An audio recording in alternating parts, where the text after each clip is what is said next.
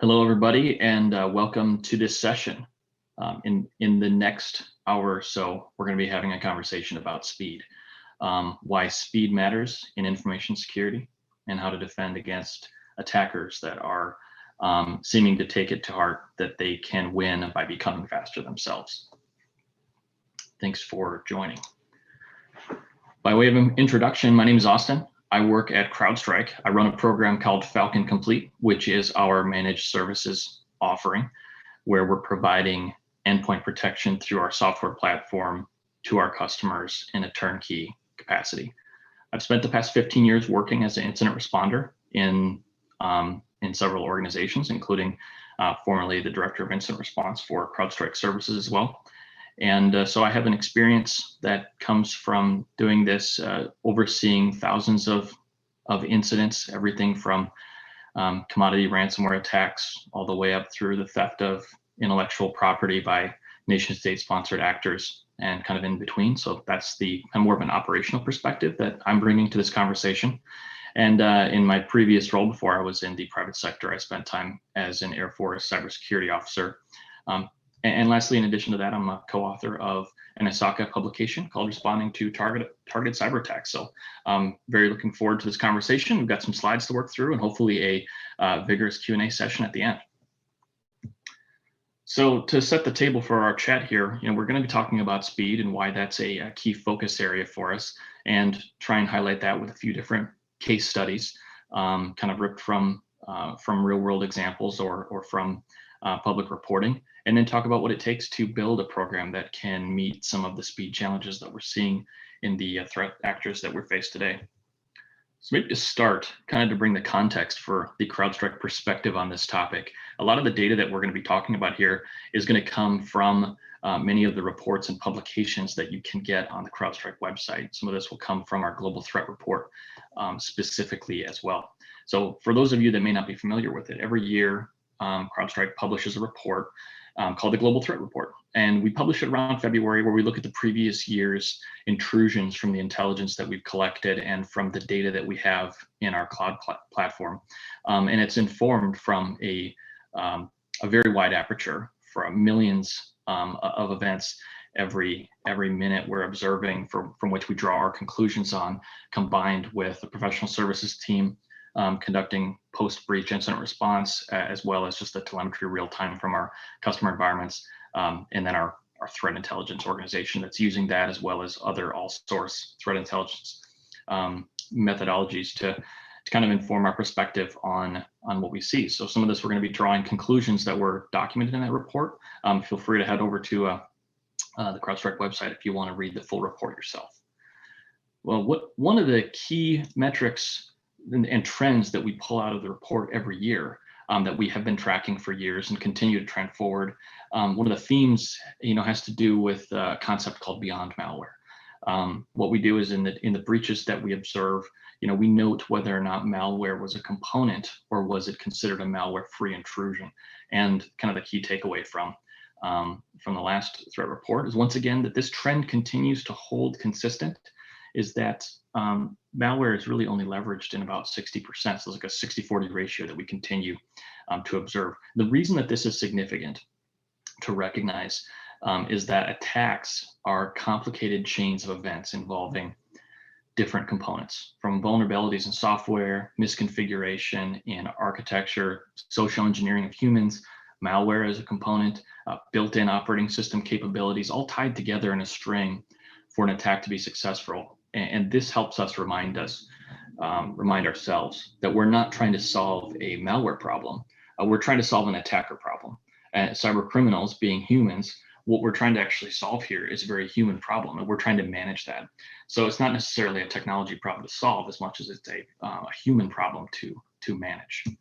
So another theme that we take away, a key metric, is called the breakout time. And in the last report, we put a lot of emphasis around speed. And you've heard many other organizations that talk about different metrics around that. We kind of have a little bit of a different perspective. We've seen from other third-party incident response vendors report on a concept of a dwell time that is a magnitude from months to years. You may have heard average dwell time being 180 days or 230 days, or how it's changed over time. And we actually feel that that metric is a little bit unhelpful, because that's measuring how long an actor has had full access to your environment, stealing intellectual property, observing and monitoring sensitive information, how long they have been there until you've caught them, either yourself internally or notified by third parties. So when we're talking about the average dwell time as reported by a third-party incident response firm, there's a couple of key problems with that metric. One is that it's a self-selecting sample. We're only recording dwell time on the breaches that required third-party IR assistance. So we're missing a large subset of the attacks that are handled in-house, or maybe are thwarted before they become large enough to require third-party assistance. And the second is that it doesn't really tell us anything about the nature of the threat. It tells us something about the nature of our ability to detect the threat, or maybe the nature of how long it takes for a government agency or a third party to notify us that they observe that we've been compromised. But it doesn't really help us tell us much about the threat actor itself. So we can't use that number to influence our policies or set goals internally. It would be similarly a mistake to try and model like automobile traffic on the freeway based upon how late we were to work on average. There's too many other influencers in that data to help us with something more meaningful.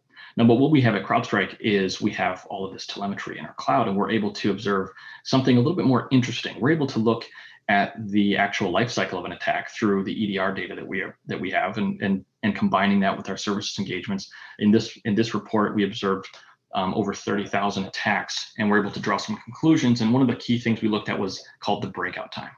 So if we measure the time it took from when an endpoint was initially compromised until the attacker was able to migrate to another endpoint, and we measure that as the breakout time, that can tell us something about how quickly attacks propagate. That can tell us something about how targeted an attacker is, or potentially their skill set. So we know that once an attacker gains access to a single endpoint, they need to do something else. They need to gain access to some other part of the network. Typically, it's very rare that they happen to land their beachhead exactly where they would like to end up. So they need to escalate privileges. They need to move laterally. They need to enumerate some systems and then make that second move. So if we call that the breakout time, we can loosely define that as the time when a cyber incident becomes potentially a breach that requires an investigation. So by modeling that gives us something meaningful to work with. Not only we can measure these and really inform what kind of defensive capabilities do we need to build, but we can also sub-filter this onto specific threat actors that our organization is modeled after. So at CrowdStrike, we group our threat actors into families, and we give them a friendly moniker based upon the nation state that they're sponsored by. So for example, all of the bear actors have a nexus of Russia, Kalima, North Korea, Panda, China, Kitten, Iran, and all of the e-crime actors, ransomware, crypto miners, all of the other type of general fraud, we group them under the spider category. So we can kind of draw some conclusions here and say, okay, this makes sense. Spiders, being e-crime actors that are a little bit more opportunistic in their attacks, may take more time to convert their access into action on objectives, whereas more of our nation state sponsored actors that might be targeting an individual organization by name, once they gain that access, they move much more quickly. And depending on the organization that you're in, you may need to factor that in when you're building kind of your defensive capabilities. But it gives us something we can work with. It gives us something we can measure against. So if we were to oversimplify the life cycle of an attack and really generalize it, this is going to be a little unfair, but it helps us just kind of think about things. So we know that attack has to follow a general timeline, as we talked about on the previous slide. We have this initial access. And attackers need to establish a persistence mechanism to get back. They need to enumerate some systems in the environment to learn more about your network and to make progress before they can actually move to where they need to get to, and where they can begin to take their actions on objectives, be that theft of data, be that ransomware, be that website defacement, whatever the goals are, but we can measure these key things. And then thinking about that breakup time, that's the critical point where we find on average it takes about 4 hours for an average attacker to get from this point of inflection when a small fire turns into a potential conflagration. This could maybe be considered the point where we need to conduct an investigation versus when we can have our SOC analysts take action, depending on the severity, obviously. But it gives us something to work with. It gives us a program that we can look to build. And we would pose at CrowdStrike that then now having this data, you can build a program. If you can effectively detect and investigate and maybe take some countermeasures like containing a threat or blocking some things and then perform remediation in under that 4.5 hour time period, then you can reasonably be confident that the program that you've built is successful against the threats that you're likely to face. And that's kind of why we find that this concept of a breakout time is really valuable. We can put together a challenge of sorts. And this is kind of to say, well, first, either the attackers or the defenders, the first one to get to that point wins. And we refer to this at CrowdStrike as the 1-10-60 challenge. Having this real data can help us build a program and be more comfortable explaining to our leadership that our program is fast enough to deal with stopping a breach if we can build a 1-10-60 SOC. So that's what we're going to continue to explore and talk a little bit about here. I find this perhaps a more helpful way of thinking about the problem, as we know that the way that we think about the state of attacks will inform our strategy around it. So one example, we think about the evolution of thinking about cybercrime.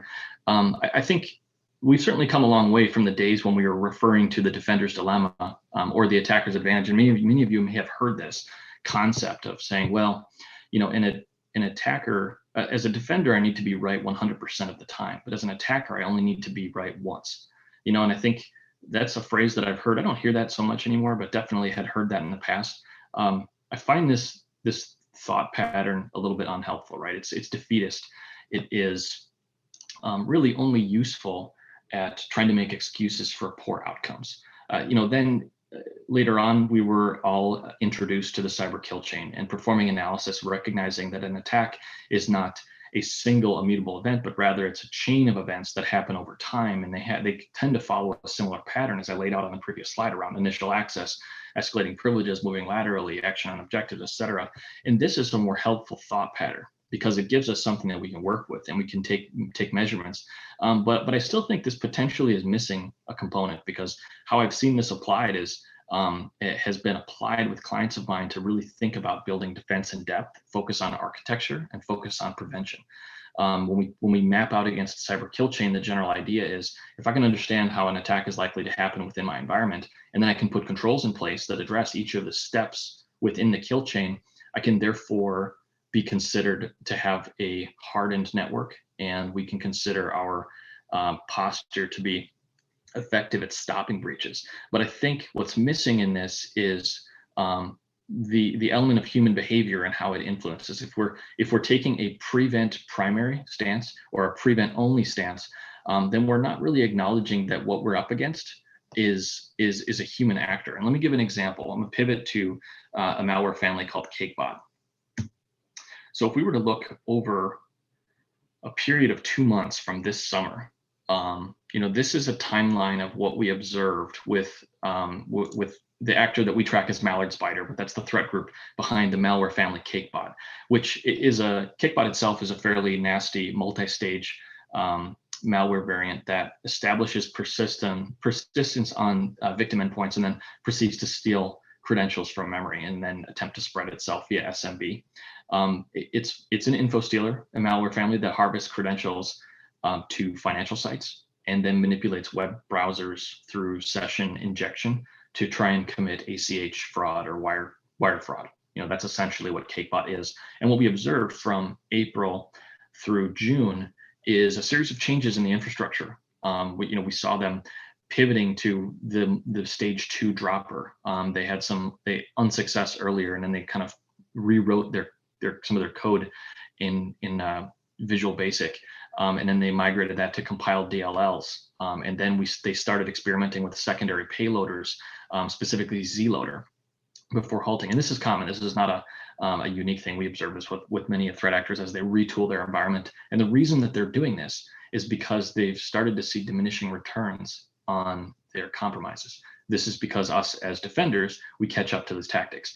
The technology that we use gains better prevention capabilities. So maybe some of the way we architect our networks improves over time, and the attackers observe a return on diminishing returns on their malware families. So then they pivot, then they change tactics, then they look for new techniques to evade and bypass our controls. So then kind of pivoting to the previous conversation we were talking about, kill chain analysis would help us build a defense in depth, but is missing the human element. And we know that attackers are going to, if all we do is present them with our obstacles, preventions, then it's a matter of time, because as attackers being human, they're going to adapt and overcome, and they will look for ways around those. So what we really need to introduce is maybe a more balanced approach that does bring in human analysis into the life cycle of dealing with the human attackers that we're facing. So we think about a better security thought pattern might be around prevention, detection, and response, while acknowledging that cyber kill chain analysis is still a great way of modeling architecture. It may be lacking a little bit of analysis of the human element. And through bringing the data from our global threat report can help us raise awareness to this fact that security practitioners need to take this more balanced approach, because what we're dealing with is a human attacker. So let me pivot on a little bit. The next trend that we observe is really on the topic of collaboration, a changing pattern of attacker activity with respect to ransomware itself. So, we knew that ransomware has been around for 10 years, and what we saw in the previous 18 months is a very, very rapid change in strategy from ransomware kill chain that went from phishing a victim and then having that phishing success immediately and automatically ransom the victim host. This is kind of how ransomware started. And what we observed over the past 18 months is a lot of these ransomware actors were experiencing kind of a diminishing returns there, as a general awareness of ransomware was increased and more people were taking backup technology seriously and leveraging cloud services, protecting critical information.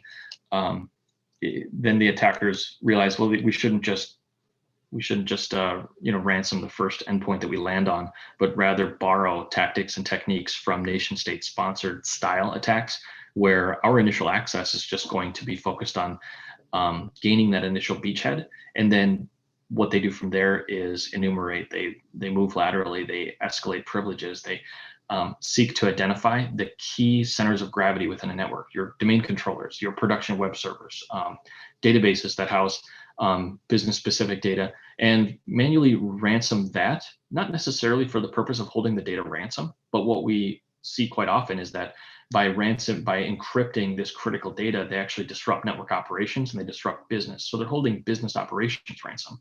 And we've seen a lot of this. We call this big game hunting. So it's the same technology as traditional point-to-point ransomware, but leveraged to disrupt business and bring an entire organization to a screeching halt. Also, the extortion demands are oftentimes in the 10 to 100 times what they were traditionally in the past when they were trying to ransom endpoints one at a time. So in this shift, we've seen several actors that have migrated into this space and have started to make a notable amount of revenue as we track the payment to Bitcoin wallets that we observe. And then let me just zoom in a little bit on one sub-trend that we've seen within this big game hunting is also been the nature of how the threat actors that we face are doing a better job of collaborating with each other. So one example of this collaboration is two threat actors that were that are separate, but we have observed in the past tight collaboration between the two. So I'm talking about Mummy Spider and Wizard Spider. So when we look at Mummy Spider as the threat actor responsible for Emotet, and we're going to do a little bit of a deep dive here in the next few slides on Emotet. So if you're not familiar, then buckle up. We're gonna dive in there. If you are familiar, then none of this should be a surprise. But Emotet is not for ransom. Emotet is for access. And what we found is that when we have an Emotet infection, you're really not sure what's going to come next, because we've seen Emotet be used to drop malware families that we track to very different groups that are interested in very different outcomes, from the theft of point of sale PCI data to ransomware to banking Trojan, kind of the full spectrum. So what we've seen is that Emotet really is an access broker now, and didn't used to be that way, but this is kind of where Emotet is, and they'll also operate in campaigns. So we'll see a lot of Emotet activity for a couple months, and then we will see it kind of completely vanish for about a month or two while the threat actors retool their architecture and implement changes into the malware itself. A quote from the US CERT of how significant this problem is that from US CERT anyways, this is the most costly and destructive malware that they had seen, and we'll talk about why, but it's because of how it propagates itself within a network and how it continues to reinfect a network, makes it very difficult to remediate. What it does in an infection of Emotet, this is before they sell access to another threat group. When one endpoint is infected, there are a number of tricks that Emotet uses to enumerate systems on the network, to steal credentials out of memory, to look at things like email addresses from the email addresses that are harvested from the address book on the victim system. And then it uses that access to send spam to people in the contact list, to use SMB to try and copy it to accessible network endpoints, use credentials that were stolen, and brute force to compromise network neighbors. So one endpoint on an entire network becoming compromised, and it will continuously work to attempt to spread itself to other endpoints on that network, gaining through credentials that it's able to steal or brute force. So we see this as kind of one of those, it's a worming type of malware that will continue to infect it. Others. And the challenge here, and why the US CERT is saying it's so expensive to clean up, is because if you try and reimage a system that's infected with Emotet, but if there are other systems that are on that network that are already infected, then when you introduce the new clean system back into the network, it will become reinfected. It's taking a scoop of sand from the bottom of the pile and pouring it back onto the top, and then it all falls back down, and you've made no progress. So that's why the US CERT is saying that this is such a devastating malware infection to recover from. And this is what the US CERT's recommendations are. I'll save you the reading of this entire thing, but essentially what they recommend is to rebuild your entire organization from scratch. Consider taking your entire network offline to make sure that you are going to build a net new clean environment and introduce IT assets only into the net new clean environment after they have been reimaged. I would propose that this is a poor strategy for dealing with a nasty problem, and we'll show you a better way, but just wanted to kind of give that background for that's what a lot of organizations are dealing with. And by embracing the concept of remote remediation and embracing the concept of remediation over reimaging, we actually can address this if we introduce some technology and some skill sets into our teams, and we can do it quickly. One last point is that not only was Emotet very nasty, and not only if you ignore an Emotet infection, it will likely be sold to another actor, which could come and encrypt your network, or could come and steal intellectual property from you. It was very common. This gang was very good at broad phishing campaigns.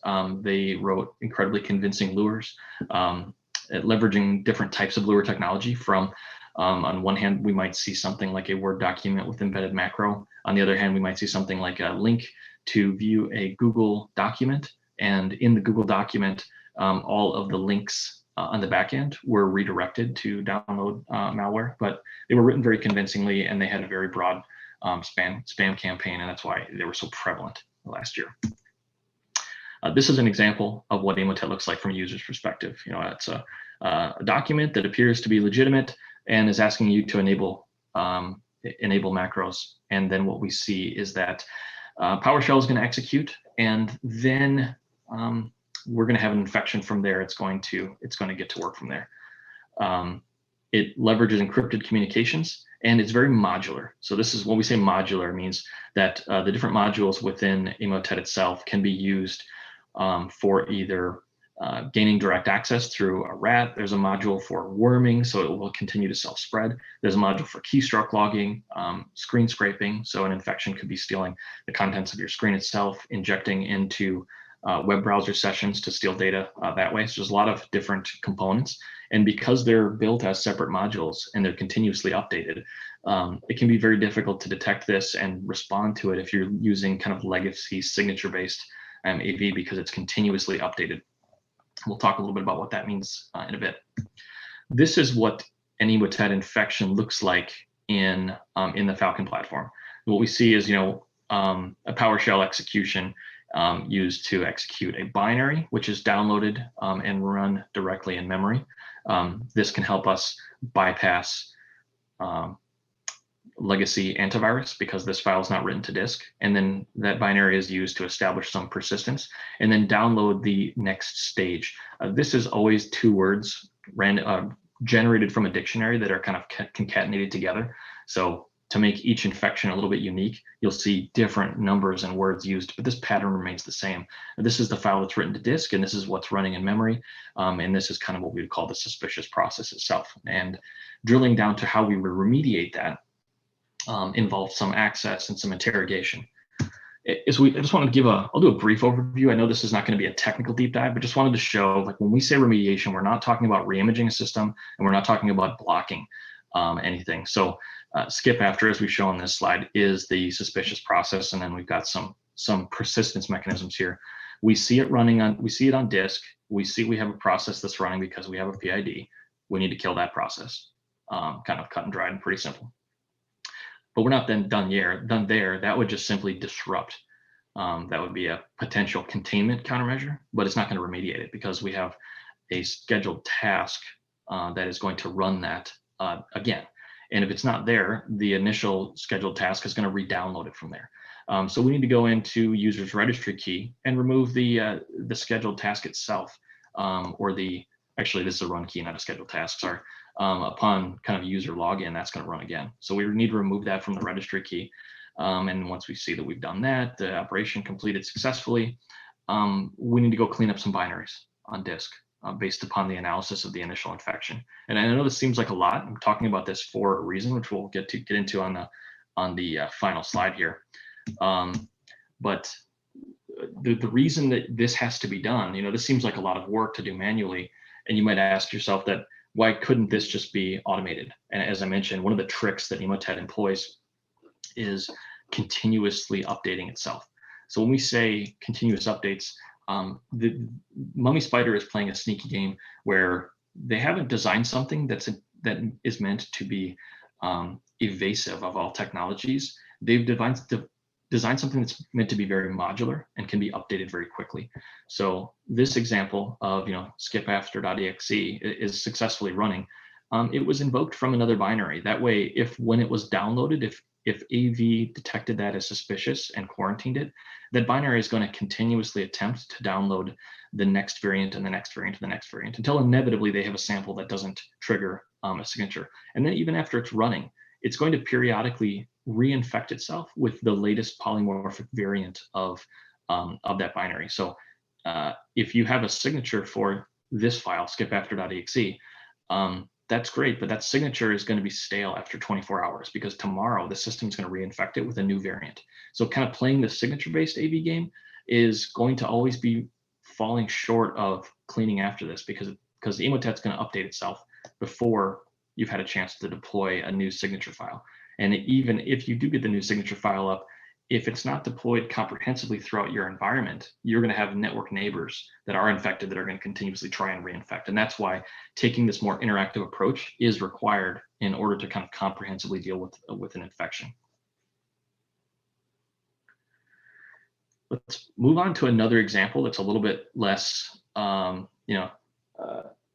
granular in nature. We kind of wanted to show a couple of case studies of how a speedy remediation is a real successful outcome.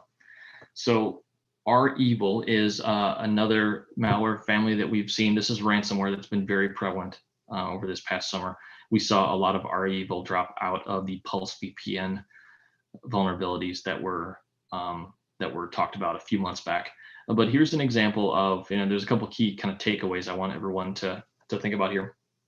This was what the detection looked like for one of my analysts.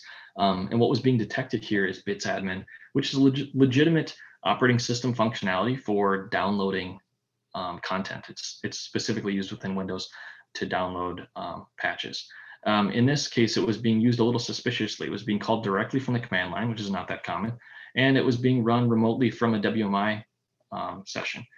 So what we see is, one computer trying to use WMI to move laterally to another computer, and then use operating system functionality to download an executable code directly from the internet, which is suspicious to say the least, but by itself isn't action on objectives. We're seeing as like indications of suspicious lateral movement. But from here, we have enough data to figure out what's going on. I mean, we have a couple of other things that are suspicious here. We have someone authenticating in through WMI and then executing who am I. So always one of those things that it's funny. Attackers frequently do this because they're not sure where they land within an environment when they're compromising endpoints. But very rarely do legitimate system admins log into a system and then immediately ask, what is my username? So there's a couple of other articles of suspicion here as we're looking at this. But here's an example of something where it's kind of a low level threat. It's a low level alert. Bits admin being used. Okay, well, we can whether or not this was quarantined upon being written, because we're not sure what it is with just this information. We still need to figure out, well, where do they authenticate from and what's going on here. So the team quickly leveraging authentication logs and EDR data is able to track the threat actor. And in this instance, they were coming from unmanaged VDI instance. So we had no visibility into that VDI infrastructure, but it was leveraged likely through brute forcing RDP credentials. But I think to me, this is unclear. This is a fairly new example. From there, the attacker then moved laterally into an area of the environment where we did have visibility, and we observed something suspicious, but we don't really know what it was yet. But we have enough information that we can declare it as malicious and we can remediate it. So we're deleting the files that we've seen downloaded from disk, and we're going to reset some credentials, and we're going to go back and do some containment countermeasures to act very quickly. We're blocking C2 at the perimeter and internally blocking some traffic from the unmanaged VDI infrastructure until we can figure out the root cause.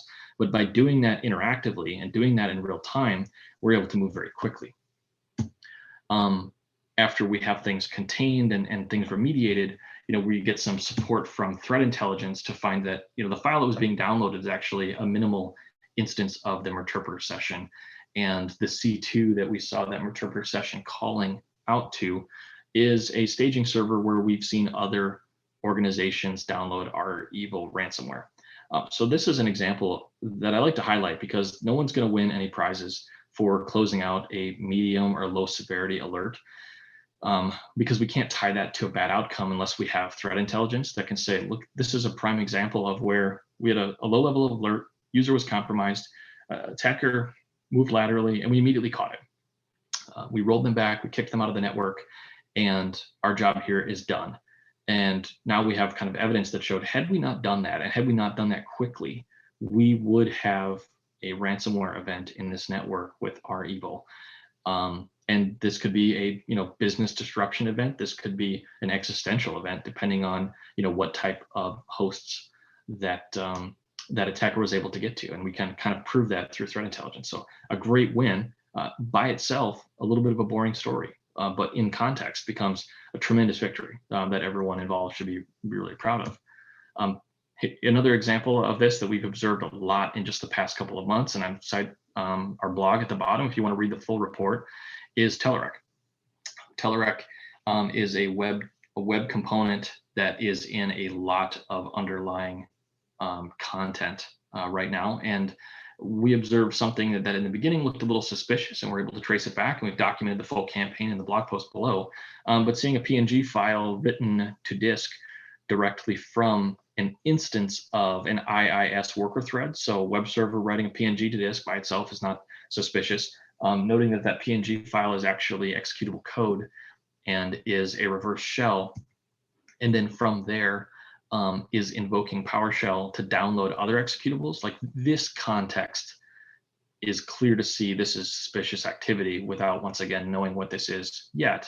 But anytime we're saying, okay, a web server invoking a command shell to download executable code and then run it by itself, it is enough to know that this is very suspicious and should be handled very quickly, because this is a very quick precursor to ransomware or anything else. And because Telerik is so prevalent, it's an underlying library that powers a lot of code. Finding a vulnerability there gets you a lot of access to a lot of organizations. But because of the visibility and kind of being able to act quickly and perform remediation quickly, we're able to save ourselves from really bad outcomes. In this example, it was then reported that there was an issue with Telerik, and we saw a significant increase in July because this is code that's directly facing the internet. So whenever there's a vulnerability reported in that, you see a ton of activity, and it was the full spectrum of a lot of coin miners, some hands-on keyboard attacker activity that needed to be very quickly rolled back because attacker hands-on keyboard activity, generally leads to a follow-on theft of intellectual property or ransomware events very quickly. Personal favorite that we found was threat actor that dropped a web shell and then was using it to proxy a UFC streaming site, which was kind of fun to find and shut down and inform our customer that they didn't have to worry about inevitable DMC takedown requests or getting flagged as on some other threat intelligence list of abuse lists, essentially. This is an example that I want to talk through, and this is an example that didn't come from CrowdStrike data. This is open source reporting, so I've kind of cited at the bottom, so you can feel free to check it out. This is pretty new, 11.5. This is within the past week. There was a team that wrote a kind of an open source report on a great story of Ryuk. This is ransomware, and what they were highlighting in this story is that from initial compromise to full systems being ransomed in about 2 hours. And there's a full write-up of how it went down and some of the steps along the way, but I grabbed this screenshot because I think it's pertinent to the conversation of speed to say, we have Bazaar Loader, which we're seeing a lot of this right now, executed, and then fairly standard attacker activity that once again follows the same pattern. They need to do discovery on the domain to understand what systems are where. They need to gain a persistence mechanism, so they're using CrowdStrike here. They need to enumerate and exfiltrate data around the architecture itself, the Active Directory topology of the environment, and then they need to escalate privileges. In this instance, they were using zero logon, but once again, like I said, following the same timeline that we observe in all of these cases, just different, swapping out different techniques and tactics here. But from there, they're able to get to the critical systems, the domain controllers, and then begin to propagate to all the domain controllers. And then about 2 hours later, they ransom the first system. Another hour later or so, and all systems are ransomed. So very unfortunate outcome. But if we think about this in the filter of 11060, we can actually glean some additional information from it. We can see from the moment of initial host infection, from when we observe, and this is not my reporting, once again, this is from this open source report, we're at about an hour, 53 minutes to what we would define as the breakout time. And what happened within that 53 minutes? We see malware was deployed. We see attacker tools were introduced, new binaries were written. We have C2 beacons set up for persistence. We have Active Directory reconnaissance, and we have execution of a vulnerability. So there's a lot of things that happened in this first 53 minutes, and had potentially, not to victim shame, but had this organization embraced the 11060 concept, there are many opportunities within this first 53 minutes to potentially detect this, potentially respond to it, and if you think about what the response what response is necessary within this first 53 minutes, it's pretty minimal. And that's why we talk about the difference between an incident and a data breach. If this had been detected at 2150 or 2130, okay, we have potentially a couple of hosts. We have some binaries. We've got CrowdStrike, which needs to be cleaned up. Some PowerShell that needs to be stopped. We have initial host that was infected with Bazaar Loader, which needs to be quarantined and then remediated. A couple of other hosts that potentially need to be quarantined or remediated. If we're taking a belt and suspenders approach, we've got some IP addresses that could be blocked. Any of these steps by themselves would have done enough to disrupt this attack. And all of them would be very doable within like an hour or two for someone to remediate this completely but once we get to 2200, now we're going to be identifying multiple systems involved, and a real investigation will be needed to figure out where the first host came from to figure that out. So if we're talking about getting up to the first host being ransomed, even if we caught it right here at 2258, there's still an opportunity for us to do some good here, because it took another 47 minutes for all of the other systems to be completely ransomed. And if we had caught it there and put some quick blacklisting in, we could have prevented the execution of the Ryuk ransomware itself. While we still have a lot of work to clean up, if you just want to kind of demonstrate once again, the earlier we can address things in the kill chain, the easier it is to remediate them. And the more that we wait, then it becomes full-scale investigation, potentially third parties involved, your legal team being involved, maybe regulatory compliance issues involved. So that's why I say, like, performing remediation instead of taking a traditional kind of block and tackling approach, it is difficult, but once it's done well, it actually makes our jobs a lot easier. But it also means that we can't filter out the lower level severity things. We need to address them before they become serious things. We need to deal with them when they're medium level detections of just an endpoint being compromised, and not just waiting until we have critical level detections where we have a crisis on our hands. So when we talk about that, I gave the example from Emotet of how we perform remediation on TrickBot, and we talked about REvil, we talked about Ryuk, a couple of other ones. When we're saying remediation, once again, talking about going in and addressing the problem instead of just reimaging the system is a really important concept. It seems more difficult, but once we build muscle memory around that, it's actually faster from our experience. We can much more quickly remediate a system than reimage it, even if we have reimaging automation in place a vast majority of the time. But the other things are much more important, is that it brings opportunity for us to have our human analysts back into the loop of addressing the attackers that we face and conducting the analysis that we require in order to determine the underlying root cause, determine themes within our architecture that can lead to future root causes. An example of that is an endpoint being compromised and then finding some malware on it and reimaging it. but the actual underlying story was that it was exposed to the internet via RDP and credentials were compromised or brute forced. Well, reimaging it actually doesn't help us there. It maybe gets rid of that malware in a really expensive, disruptive way, but it did not allow us to understand the root cause, being that we have RDP exposed, we have an architecture problem, we've got compromised credentials or weak credential policies, so they were easily brute forced or stolen. So like I said, performing that actual remediation gives us an opportunity to do that analysis, underlying root causes, underlying what our threat actors are interested in our environments. So I would also encourage everyone to think about adopting these types of concepts within your program, and instead of kind of focusing on we reimage everything if it's infected with malware.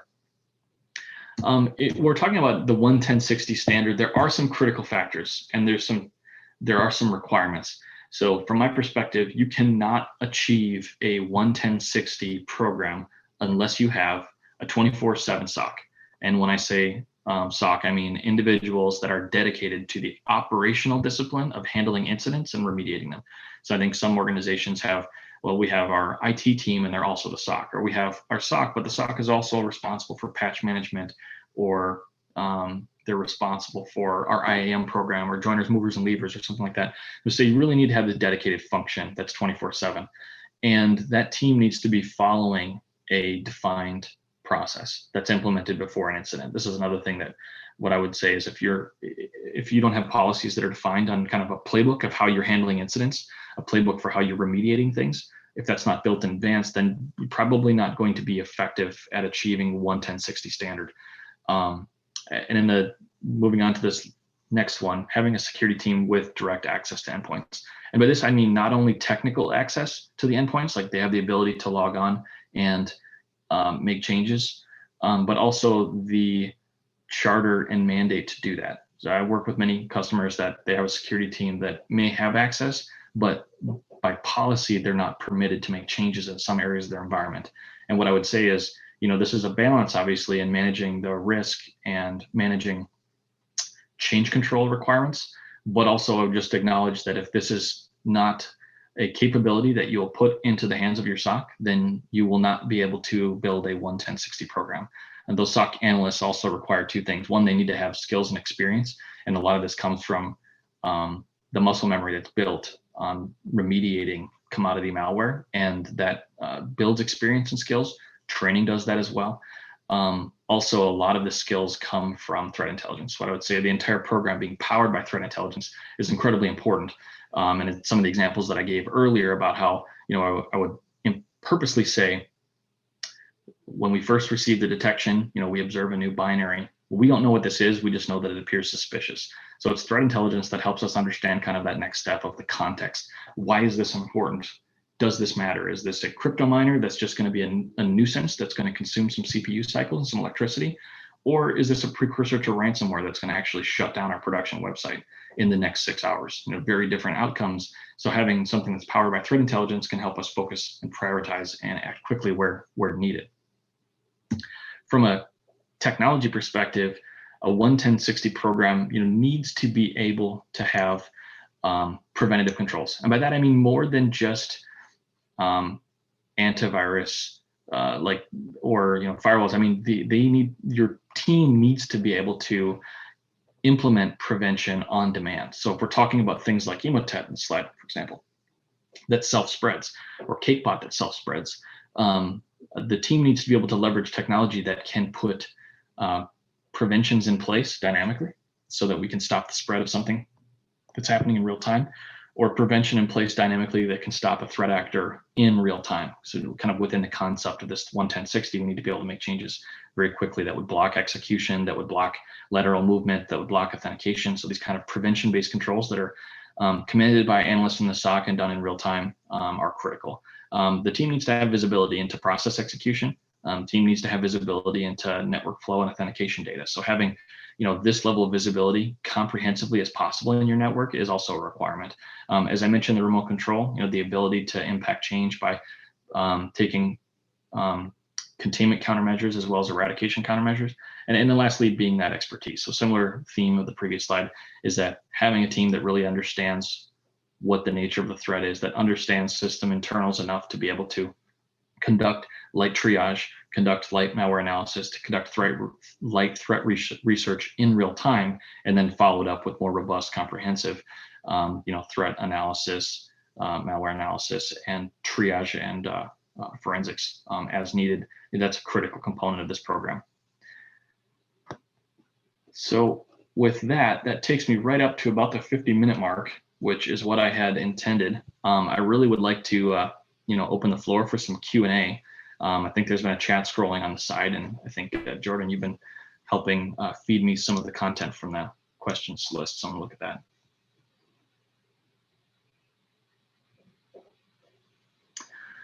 Data has the ability to pivot the outcome of any threat analysis engine. What steps can be taken to prevent falsified information? This, that's an interesting question, and we're kind of leading, this might be similar to false flag events where data is intentionally staged so that analysts would draw the incorrect conclusion. That's an interesting topic, and I think that's certainly a much bigger problem if we're talking about attribution for the purpose of policy at the global kind of nation state politics level. When I'm talking about threat intelligence, I think what I'm really interested in is making tactical decisions. That's the focus of my team is, okay, I need to make a decision here on what actions to take next. So I'm looking for threat intelligence to help inform me of what's the severity of this threat and what's the sense of urgency that my team needs to bring with them as they address it. So definitely there's definitely hot topics out there about false flag and misleading threat intelligence. But I think whenever we see that, it has to do a lot more with hiding attribution for the purpose of influencing policy as compared to actually influencing or making an analyst make the wrong technical conclusion about what malware happens to be doing or what an actor is looking at. Next question: apart from the cyber kill chain, are there any other architectures which are currently being used to recognize changing attack patterns? Well, I'd certainly be remiss if I didn't bring up MITRE, because I think MITRE is a fantastic framework that we leverage tremendously at defining key themes within the corpus of attack data that we have. So I would definitely look at MITRE. And then if we're talking about observing an attack, I'd say got to look at MITRE. If we're talking about architectures for recognizing changes in attack patterns. Maybe if we're talking about from a risk management perspective, more ERM, maybe take a look at FAIR. That's a great way of kind of communicating the different threats that we face, but how it would fold into an enterprise risk management program. Next question, small and medium businesses are not able to pay the ransom. Either they pay the ransom and they go out of business, or they don't pay the ransom and due to service disruption, they eventually go out of business. What steps can these businesses do when they're faced with these types of attacks? There is no great answer to this question. This question has a lot of underlying themes in it. On one hand, the theme of the underlying ethics of paying extortion.